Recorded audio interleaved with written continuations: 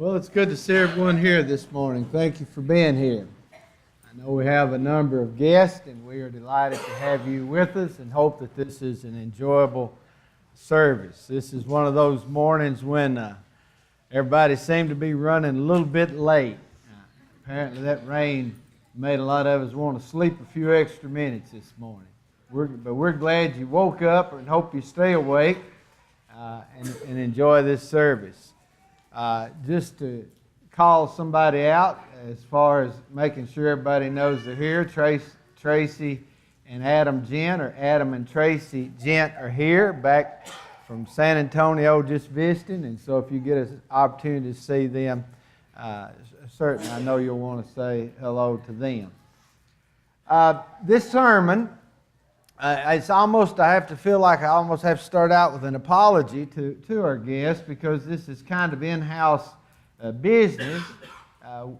We are talking about appointing new elders and deacons, and that's leaders in churches of Christ. I realize that a lot of people, when we use that language outside of our fellowship, doesn't really know what we're talking about because most people are used to the pastor system, and I'm keenly aware of that because I was reminded this week that by a person that they felt like I was failing in my pastoral duties, and I didn't want to correct them and fuss at them and say, well, we're under a little different system. We have people we call elders or shepherds, and they are our pastors, and they are to take care of some things, very important things. So, again, I apologize in a sense that you are here visiting and you're hearing kind of an in-house lesson. But hopefully you'll be able to get something out of it. I think you will be able to, if not in the middle, at the end of the lesson. You know, you can get in a rut real easily, and a rut, I think, is aptly described as a long, narrow grave with open ends. And they're hard to get out of once you get in them. For those of you who grew up in churches of Christ, you know that whenever there was the thought of appointing new elders and deacons, the thing to do is to go to 1 Timothy and to analyze the characteristics. And oftentimes we use them as not characteristics, but as disqualifying things as to who can be an elder in the church. And I don't want to in any way imply that is unimportant. That is very important. But I feel like that I'm dealing with people who have heard all of the arguments on all of the little clauses in 1 Timothy and the book of Titus on the qualifications and characteristics of elders and deacons. If you're not, please go there and refresh yourself, or maybe you can come to me and we'll talk about clarification on some of them at another time. But I don't want to get in a rut. A few years ago, I rather than taking the traditional approach, I spent at least one lesson on we want good leaders, but if we also have to be good followers, and so I addressed that from that perspective. Well, today I want to deal with maybe a little different angle on it, and I've got more questions than I do answers, and they're questions I want you to write down and go home and think about. And I realize very few of you write down my sermons, but I'd love for you to jot these questions down and consider them and pray about them and really put some time into them. Whenever you're talking about leadership, you know that's a big topic because every college, university, pretty much in America has now started a program of leadership. All sorts of communities have started leadership programs, and there is a reason that universities have developed whole programs around leadership, and there are reasons that cities such as Bowling Green has developed leadership programs so that they can create new leaders in the community. We look to our own presidential election, and you realize that part of the reason we're studying so much about leadership is because there is such a lack of it.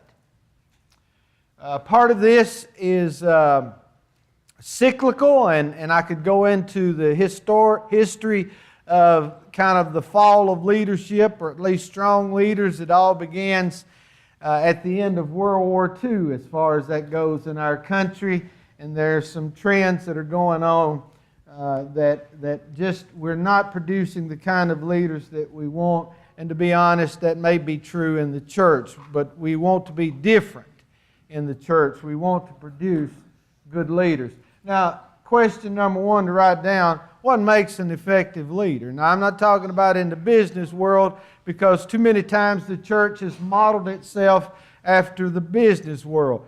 Folks, we are in the business of serving the Lord, but we don't run the church like a business. We don't have a pyramid power structure, or at least we're not supposed to. How do effective leaders think and work? And how do leaders interact with people, or do they interact with people? See, I think sometimes we don't address some of these issues. A lot of times we get up and make announcements. If you have a question, go see the elders. I think a lot of times in the church that the elders ought to be going to see the people. And then you get into, if the elders are interacting with the people and not isolating themselves from the people, who are they interacting with? Is it the same group all the time? Is it just a small group? And if that's the case, then probably they don't have a good feel for what the needs of the congregation are. So if we're going to think about leadership, we need to think about people who interact. We need to understand their temperament. That is addressed in 1 Timothy and Titus. If they're hot-tempered, they're not fit for leadership, because I guarantee you, leaders' tempers are tested on a regular basis. Do they seek to improve and change when needed on a personal level? And so when we're looking at our present elders, present deacons, we ought to be seeing people that are constantly trying to improve themselves. And when we're looking at people who we are thinking about putting forth as elders and deacons, we need to see people who are willing to grow and change as individuals. Too many times what we look for in our own self, or what we try to maintain, is the status quo, when folks' growth does not allow for the maintenance of status quo. Growth brings difficulty. Growth brings change. Growth brings challenges. And that ought to be true in individuals and a church. Now I want you to think about something. It's just random, a lot of random thoughts, although in my mind it's a consistent thread here. I grew up in a wonderful church. Sometimes I sound like I'm being negative about it, but I owe much of my upbringing, my view of the church, from the church that I grew up in, and I loved it dearly, and still do. I did the history of our church, the one I grew up in, so I know what I'm talking about on this. It was a rather strange phenomenon now that I've kind of got out and know a little bit more about other churches. For around 90 years, the church I grew up in had elders and no deacons. Now, that didn't bother me growing up, because even though we read about deacons, it just didn't bother me. It never seemed to come up in a business meeting or in a Bible class. Why is it we have elders and we don't have deacons? Well, about 90 years into its history, around 1984, the church decided to, for the first time, to have deacons. And so we went through the process of going over 1 Timothy and talking about the qualifications of deacons, and we bickered over different aspects of what it means, and we studied and we analyzed, and then we put forth people, and unfortunately some people critiqued them to death and didn't want them because they were not qualified. In fact, they really were, but You know, some people just naturally tend to be negative and kind of thrive on that mindset. But anyway, after 90 years of existing as a church with elders and no deacons, we had 2 deacons with absolutely nothing to do. Why? Because we didn't change. We didn't change the way we were thinking. We didn't change the way the elders were doing things. And so we had 2 more bulletin names on the front of the bulletin, and that's about the only difference that made. Well, folks, listen. That's not really thinking things through, is it? If you're going to appoint deacons, then they ought to have duties. They ought to have ministries. They ought to have a place to serve. It ought to be clearly defined, and they ought to have the freedom to take it and run with it.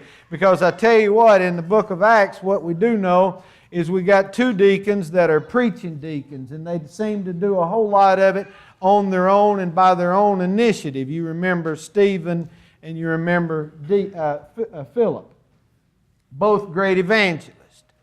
But so they had the duty of administering food or distributing food to the congregation in Jerusalem. And then they went out and preached as well. So they had the freedom to do things. They had duties. Now, I know of a church that has 18 elders. Lynn and I was talking about this, and we're guessing it may be 17, it may be 19, but it's somewhere in that vicinity. Now, 18 elders. Now, how does that work? I want you to think about this, because we don't generally think about the dynamics of leadership and how they work or how they don't work together. You know, it's kind of like, I know nobody in here has done this but Leanne and myself. But you know, I'm told that other couples beside us argue about the same thing year after year after year, and the only thing that changes is the level or the tone of the voice. We hit the same problem in the same way over and over again. And some of you young people that are not married, you say, well, that's the dumbest thing, I'll never do that. Guess what you're going to do? You're going to do that. But we argue about the same things, and we may let it die down for 6 months, it may be a year, it may be 2 years, and we come back and we argue about it again. And why? Why do you keep doing that? Because you hadn't changed the dynamics. You hadn't approached the thing from a different direction, or you hadn't learned to let go of it to begin with. Well, in a church, in leadership, there's a dynamic going on in which elders and deacons are supposed to be interacting with the church and with each other, and there ought to be all sorts of communication between them. But I've wondered about that church that has 18 elders, and I personally believe, the size of the congregation, that they need them. But would an eldership of 18 work in the same way as an eldership of 4? You know, it really could, unfortunately. Because what can happen is the new kids on the block kind of fall in line, and they continue on the status quo, and the same, maybe 2, maybe 1, maybe 3 that have been in there the longest keep things going just as they were, and nothing has changed. Well, it seems to me that if we're going to appoint elders and deacons, we ought to understand that, yes, there ought to be unity among the leadership, but there ought to also be fresh ideas. And they're not put on the back burner. They are to be given close attention, because sometimes new people, new blood, gives insights that the established leadership doesn't have. I mean, that's just right, isn't it? I mean, that's true of a preacher, that somebody could come and point out something to me. I've been here 16 years. I know what's going on in many of your lives, but that doesn't mean that I know everything that I should be doing. And somebody could come in and say, why aren't you doing this? And I'm slap my forehead and say, I don't know why I've never thought of that. If we get to the point where we never learn new things, folks, then we're in trouble, I think. So we've got to consider these things. We got to consider, are we going to put in these people that meet the criteria, that meet the qualifications, that have the characteristics given in 1 Timothy and the book of Titus? Are we going to put in people, and if the present elders and deacons, are you going to communicate with them? Are you going to listen to their ideas? Or are we going to try to maintain the status quo? Are we going to become more effective in communication? And folks, I'm not trying to pick on anybody, but I think that if there's one problem that exists in most every church, it is communication between the leadership and the members. And part of the problem is the leadership oftentimes expects the members to come, and the only members they ever see coming are the ones that's having problems. I think part of that is because the elders need to be more among the members. Because if we're not real careful, we create this pyramid in which the elders are up here on top and everybody else is down below. And the problem is sometimes the top is kind of isolated from the body. The elders are to be among the members and hearing what they have to say. And I guarantee you, folks, I guarantee you, we always talk about this. This church is filled with great talent, great abilities. It's also filled with great ideas. And we need to be hearing that. And so if you're a deacon or you're an elder, you need to be mixing and mingling with the members of this church and learning from them, because there is much to be learned from them. And that goes for me too. I'm putting myself in that, although some people would say I'm the hired hand and I'm not a leader. And I don't, if they say that doesn't really bother me. I am a hired hand, but I'm also a member. Right? Now, why are we appointing new people? Why are we doing it? Because it's time. Now this question sounds like I'm questioning whether we should do it. I've been saying for a long time we need some new deacons at least, and maybe a new elder too. But why are we doing it?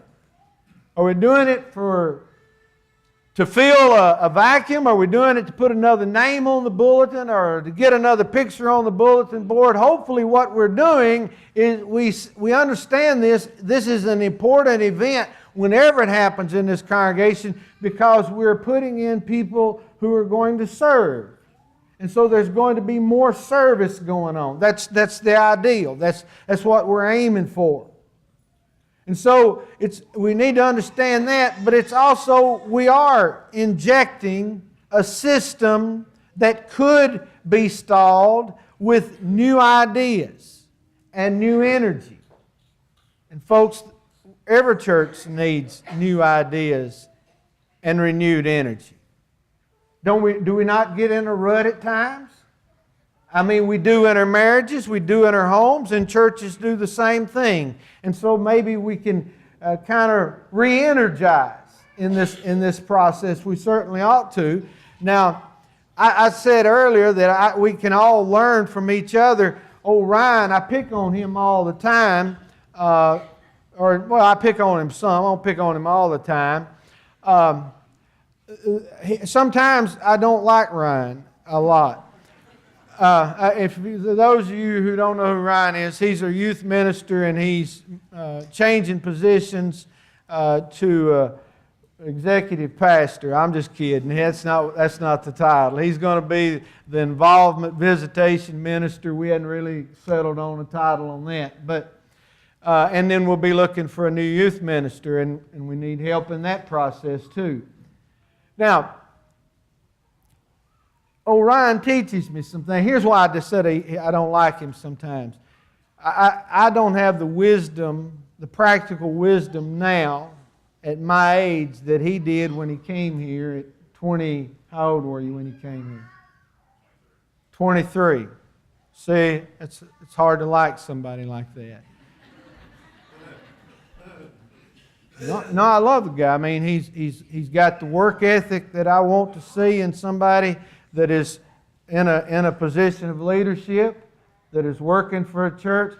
See, some churches are satisfied with hiring a guy and keeping him around just because he's nice. if we're going to hire somebody, they ought to have a work ethic. And if they don't have a work ethic, they're not meant to be in the ministry. They're not. There's some work involved in this. Now, he has a good work ethic. The one thing that he doesn't do enough is read. I mean, he's part of this younger generation that if it's longer than a Twitter feed, a Twitter thing, you don't read it. But he, in his great understanding, taught me something about Matthew 25, and so I want you to turn there. I didn't tell you to turn there. Matthew 25. And this is the part that everybody can get something from. Matthew 25 are three pictures of the judgment. And the first picture of the judgment is this wonderful story that teaches a lesson. You better be ready for when the Lord comes, because you don't know when He's coming. The important thing is you're to be ready. There are people living their lives as if they're going to live to be 300 years old. You don't know when you're going to die. You don't know when the Lord's going to call you into judgment. You don't know any of that. Your job is to be ready. And then there's another story after that about one of the things people are going to be judged for is how we used what God gave us. And this applies to everybody. But in Matthew 25, you've got this master that is going away, and he gives three different of his servants a certain amount of money. He gives one 5 coins, he gives one 2 coins, and he gives another one 1 coin. Now, he goes away, and the one that has 5 coins goes out and earns 5 more. That's wonderful, isn't it? That is the kind of person you want working for you, right? Somebody that has initiative. Somebody that goes above and beyond. They're not satisfied with mediocrity. They want to do something to honor their master. The one that has 2, he goes out and he multiplies the 2 that he has to where he has 2 more. Now you say that's not as good as 5. It's as good as he could do, because you see each one is given this money according to their abilities. And so he had the potential to make 2 more. He doubled it. But then there's this fellow that we'd never want to see ourselves as, but sometimes it represents us. It's the fellow that has 1 talent and he has a bad attitude. Instead of taking that money and investing it in the bank and getting interest, instead of taking initiative, and that's what leaders have to do, folks. They have to take some initiative. Instead of taking some initiative, the person just wrapped it up in a cloth and buried it. And when the master came back, he dug it up. He said, here's your coin back. This is what you gave me. This is what you get back. And Ryan shed this light on me. I've never seen this story applied in this way. And so it was just tremendous for me. That's the way our leaders ought to view being entrusted with the position of an elder and a deacon. Is that God has given them something. He's given them an opportunity to serve. They ought to never be satisfied with just letting it stay as it is. That they ought to have the desire to improve upon the ministry that has been given to them, the job that has been given to them. They've got to have initiative. They've got to have drive. They've got to have energy. And tell me, folks, isn't that something every person serving the Lord ought to have anyway? I mean, shouldn't we kind of be fired up and motivated to do things for the Lord? Should we really have to have people kind of standing over us and pushing us forward to get us to take a step forward? We ought to have the desire burning in our hearts to do the best we can for the Lord. And it's sad to think that some of us are entrusted with a ministry and we're satisfied with just returning it just like we got it, which may mean nothing. And so we need to think on these terms that we ought to be excited about serving the Lord, that we ought to want the challenge of serving the Lord, that we want to change the status quo. And if some of you are made nervous by the fact that I've used the word change quite often. You need to get over that. I'm not talking about changing a single doctrinal thing.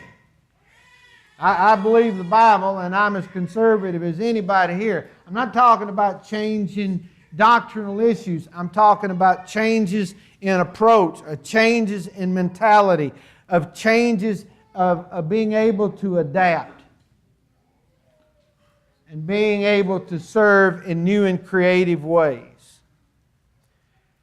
And so when we are when we're challenged with this dawning task that we ought to be praying about, that we ought to be studying, we ought to also ask ourselves questions. What is a leader? And I didn't say this, but I assume you understood it. What makes a godly leader? And do I see any among our midst that would serve and serve well? And it's something that we ought to pray about. You know, in Timothy, in Paul writing to Timothy, one of the things he said not do is he said, do not put somebody in that is a novice, that because they might be puffed up by this position of leadership and be, you know, all filled with pride, and that leads to all sorts of problems. And I was rereading that last night, and I got to thinking, you know, Paul, it's not just new people that get puffed up with pride. Sometimes we who have been around a long time think we've got it figured out and are afraid to learn. So go back and study those things. Pray about it. And try to do the best you can in serving the Lord. Take some initiative. Now, when we talk about leadership in the church, folks, we're supposed to follow the great leader, right? And his example. And y'all remember what Jesus did in John chapter 13, don't you? He showed us what servant leadership is. He got down and he washed the disciples' feet. What a humbling thing to think about, that Jesus would wash my feet. Now, folks, he also said to the apostles, says, you understand what I did, you understand who I am, you understand that I am the master, that I am the teacher, that in many ways you are beneath me, but I got up and I served you. Now you go and do the same. Folks, that's part of what we're looking for, isn't it? Is we're looking for leaders who are servant leaders. We're not looking for people to wear a title. We're not looking for people who want a new sense of power. We're wanting people who will serve the brethren, who will love the brethren, who will minister to the brethren, who will teach us, who will guide us, who will listen to us, who will help us, and will rebuke us when we need it. That's a tall order. What we're talking about is important. And it's important enough that you ought to be praying on a daily basis about it. This lesson, as I say, is an in-house lesson. And I just feel I always feel bad when I feel like I'm not addressing everybody's needs, but that is part of addressing particular topics and issues. I'm going to close with two things. One, this church or any church can never rise higher than its leaders rise. That's the truth. So I'm not only challenging the congregation to consider leadership, I'm challenging our leadership to consider their own role. This church can rise no higher than its leadership. This church cannot ever be satisfied with the status quo. This church ought to be searching for new ways to serve. This church ought to not be squishing ideas. this church ought to be creating ideas, coming up with ideas to serve the Lord. Now, in closing, I mentioned in Matthew 25 that Jesus is coming back. We don't know when, but we know He's coming back. If I didn't believe that, I wouldn't be standing up here. I believe with all my heart that He's coming back. I don't know if He's coming in my lifetime. If He doesn't come in my lifetime, that's fine. He's Lord. But when I die, I want to be ready. But whether He comes in my lifetime or He waits till after I'm dead, I know that I, as well as you, are going to stand before Him in judgment. And the only thing that will save you is not excuses, not blaming somebody else. The only thing that is going to save you is, have you been washed in the blood of the Lamb? That's the only thing going to save you. And the way that you're washed in the blood of the Lamb is that you believe that He is the Son of God, that you repent of your sins, that you confess that Jesus Christ is Lord to the glory of God the Father, and that you're baptized for the remission of your sins. I'm not asking you to do anything other than what the Bible commands. And you can do that today if you need to. Or, if you're a child of God and you know that you've not been serving as you ought to serve and you want to rededicate yourself, we invite you to come as we stand and sing together.